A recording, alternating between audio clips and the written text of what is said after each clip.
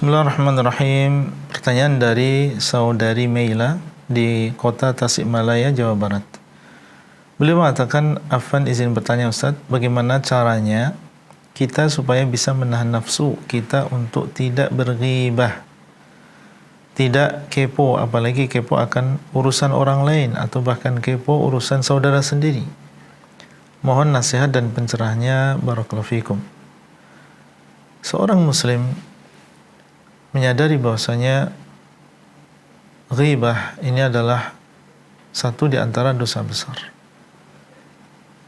yang di sana ada ancaman yang keras, karena ghibah adalah membicarakan kejelekan saudara kita, dan ini adalah termasuk mendolimi beliau di dalam kehormatan beliau.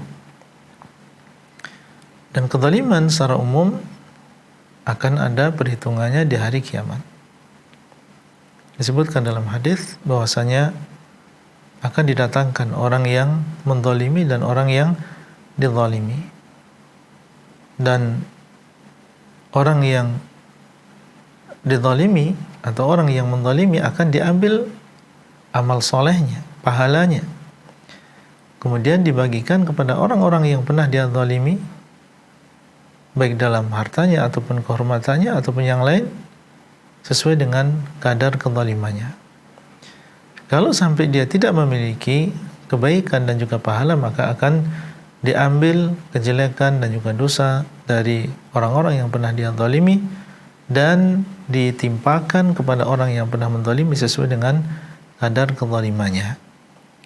Tentunya ini adalah kerugian yang besar. Seseorang sudah banyak beramal di dunia, melakukan sholat, haji, sedekah, membaca Al-Quran, kemudian di hari kiamat dia bagi-bagikan kebaikan tersebut kepada orang-orang yang pernah dia zalimi. Dia harus menyadari yang demikian. Kemudian juga tentang selalu merasa ingin tahu tentang urusan orang lain. Nabi SAW mengatakan, "Min husni islamil mar'i tarkuhu ma la ya'nih." Termasuk kebaikan Islam seseorang adalah dia meninggalkan sesuatu yang tidak bermanfaat baginya. Umur dan juga usia dan waktu yang Allah SWT berikan kepada kita ini adalah sangat berharga. Harus kita gunakan dengan baik. Karena kalau sudah datang ajal kita, maka tidak akan bisa kita meminta untuk dikembalikan. Ini adalah waktu untuk beramal. Jangan sampai seseorang menghabiskan usianya, umurnya dengan perkara yang sia-sia. Jangankan urusan orang lain, urusan kita sendiri masih banyak yang perlu kita selesaikan. Masih banyak tugas kita, masih banyak kewajiban kita.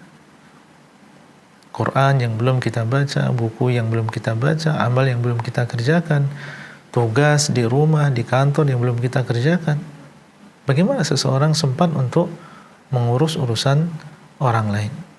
Hendaklah kita berusaha untuk memanfaatkan waktu ini dengan sebaik-baiknya. Jangan kita sia-siakan dengan mencari kabar atau melakukan perkara-perkara yang itu tidak kembali kepada kita dengan manfaat dan juga faedah. Wallahu ta'ala a'lam.